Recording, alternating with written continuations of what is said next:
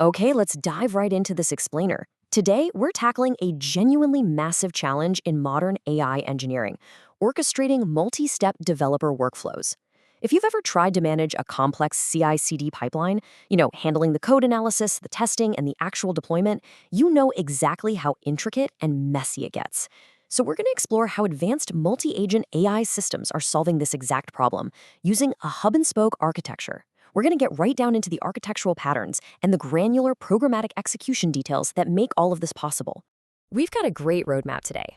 We'll be covering the multi-agent orchestration challenge, the hub-and-spoke architecture, the agentic loop engine, spawning subagents via the task tool, the power of isolated context, and finally, enforcing handoffs and recovery.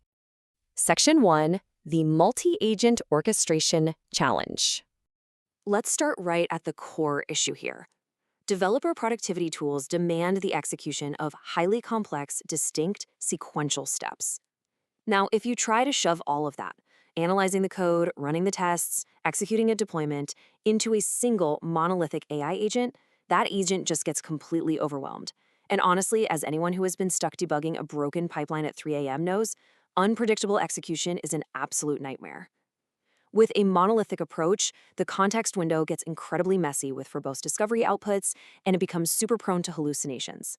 But if we shift to a coordinator subagent pattern, we divide that work into highly focused subtasks handled by specialized agents. That gives us reliable execution and a beautifully clean, isolated context. Section 2, the hub and spoke architecture. The absolute secret weapon of this system is the coordinator agent. You can think of the coordinator agent as your ultimate, highly organized project manager in this hub and spoke setup. It sits right in the center, the hub. It doesn't actually write the code, and it doesn't run the test itself. Instead, its entire job is task decomposition, routing information, and managing the back and forth communication between the specialized worker subagents out on the spokes. So when a request comes in, say to evaluate a brand new code pull request, the coordinator analyzes those exact requirements and dynamically selects which subagents it needs to wake up. It doesn't just blindly shove everything down a rigid, pre-configured pipeline. It partitions the scope intelligently. It might assign one subagent to trace your dependencies and a totally different one to find all the relevant test files. This minimizes duplication and drastically maximizes your efficiency. Section 3, the agentic loop engine. To understand how this project manager actually operates programmatically, we have to pop the hood and look at the engine, the agentic loop. This loop is literally the heartbeat dictating the coordinator's lifecycle. It starts by sending a request to the model. Then, and this part is absolutely vital, it strictly inspects a parameter called the stop_reason. If that stop reason comes back as tool use, the coordinator knows it needs to pause and execute a requested tool. If it's end turn, well, the loop finishes up. If a tool was used, the system executes it, grabs the results, appends them straight to the context, and the whole loop iterates again.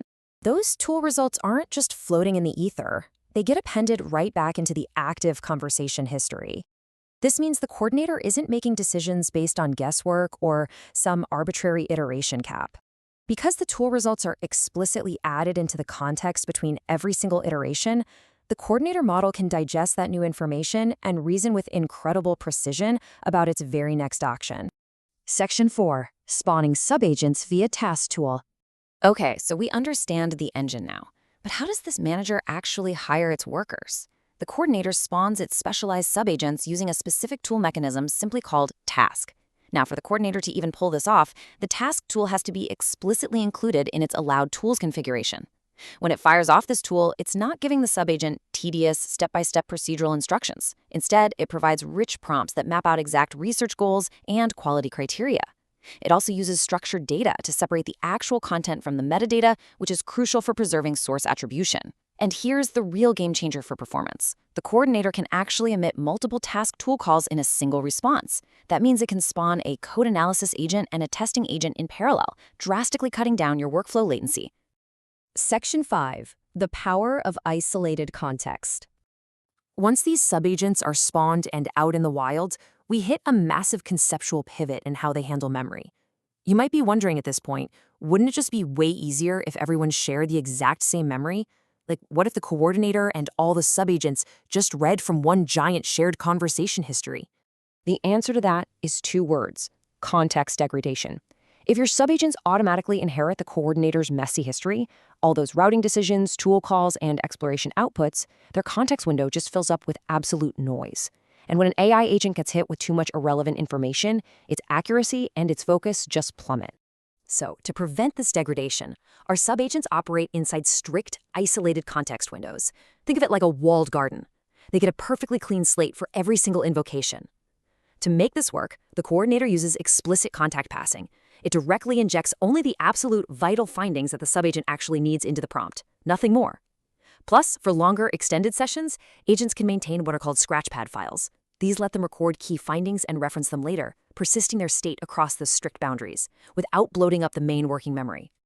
Section 6. Enforcing handoffs and recovery.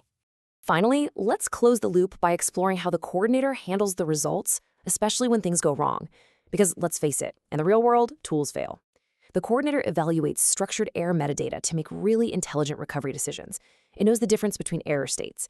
If it hits a transient retriable error, like a quick timeout, the subagent can implement local recovery, or the coordinator might just try an alternative query. But if it's a non-retriable error, like fundamentally invalid parameters, the workflow halts immediately, and structured error context is returned. This is huge because it prevents the system from getting stuck in endless, expensive retry loops, saving you serious compute costs. It's even smart enough to distinguish between an access failure and a valid empty result, which simply means the query worked perfectly but just didn't find any matching data. Bringing this all together in a robust CI/CD scenario, this structured evaluation is absolutely critical for workflow enforcement. The coordinator programmatically enforces that the high-stakes deployment subagent is only spawned via the task tool after and literally only after the analysis and testing subagents have returned absolute success. It's not guessing. It's a strict, programmatic, model-driven decision based entirely on the exact results appended to its context during that agentic loop we talked about. By combining that hub-and-spoke architecture, the precise mechanical control of the agentic loop, and those clean, isolated context windows, we can build multi-step orchestration systems that are unbelievably reliable. It really leaves us with a fascinating question to ponder as we step into this new era of autonomous, agent-driven engineering. As these systems become fully autonomous, how will you redesign your own CI/CD workflows to take advantage of them? Thanks so much for joining me on this explainer. I hope this gives you a really clear, actionable blueprint for your own multi-agent architectures.